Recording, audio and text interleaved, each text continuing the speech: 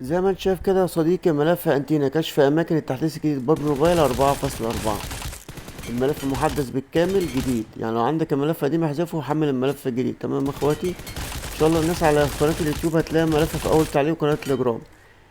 الناس اللي على الفيسبوك اللي بتشوفني من على الفيسبوك هتلاقي قناة تليجرام في اول تعليق، خش عليه عشان تاخد الملفات. تمام.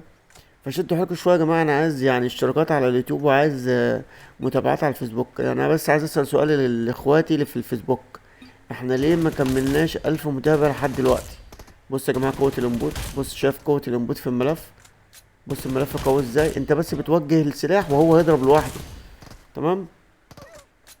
هو الملف ده قوي جدا على فكره، انا مش محتاج اشرحه، هو ملف قوي جدا جدا. الناس اللي على الفيسبوك، اخواتي اللي على الفيسبوك، يا ريت نكمل بعد اذنكم ال1000 متابع. اتمنى منك لكل راجل جدع، صاحب جدع، واخ جدع، اللي انت تشوف فيديو بعد اذنك تعمل متابعة دلوقتي حالا. تمام. بص يا جدعان، بص ثبات السلاح، بص ثبات السلاح، بتوجه انت بس السلاح هو بقى بيتعامل لوحده. يعني انسى لو انت ايمك ضعيف او اي حاجه، متقلقش، انت وجه بس السلاح. تمام. بس اتمنى من الناس ما تلعبش لعب وحش وتلعب لعب على الهادي شويه، يعني مش لازم تجيب مثلا 30 كيلو 40 كيلو، كفايه يا عم 12 كيلو 13 كيلو، العب لعب هادي. طبعا الملفات دي عالمية وكورية 64 بت و32 بت. تمام يا اخواتي؟ سيب لكم ملفات ان شاء الله في اول تعليق، وقناة تليجرام. الناس برضو اللي على فيسبوك تشترك في قناة تليجرام، قناة تليجرام سيبها لكم في اول تعليق. الناس على اليوتيوب برضو ما تأثروش معايا، فيا جدعان الملفات دي يا جدعان والله العظيم في اي بي، انا بنزلها مجانا، فقدر تعب واعمل اشتراك واعمل متابعة. بص شايف؟ انا عازمه، ولو محتاج اي ملف سيب لي تعليق. يلا بينا نركب ملفات وصلى على النبي. يلا بينا يا اخواتي نركب على طول الملفات. هنخش كده على زر الشيفر. لو مش عندك برنامج زي الشيفر ده تقدر تحميه متجر بليه عادي. تخش على الداونلود، بعد كده تخش على تليجرام، هتلاقي الملف ده تحمل نسختك عالمية وكورية 64 او 32. تخش على الملف كده تضغط عليه ضغطة، تعمله استخراج هنا، يبدأ يستخرج معاك.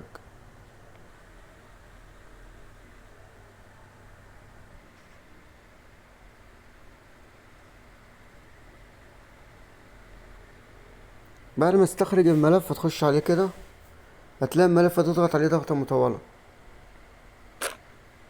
تاخده نسخ، تطلع فوق، تجيب زي كارت الجهاز، اندرويد، داتا، وتروح لملف اللعبة عالمية أو كورية 32 أو 64.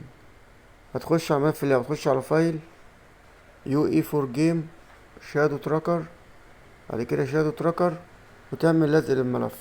ركز معايا دلوقتي في الحركة اللي جاية دي كويس أوي. الناس اللي على الفيسبوك تشد حيلها شوية يا جدعان، أنا يعني احنا ليه مش مكملين 1000 متابع؟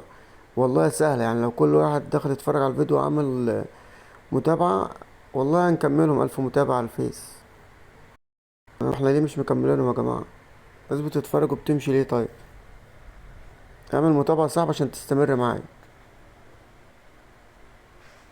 بعد ما لزقت الملف كده ركز معايا تعمل ايه، تضغط عليه تاخده مطولة، تعمله إعادة تسمية، هتقف زي ما انت كده وتروح رايح للعبة فاتح اللعبة.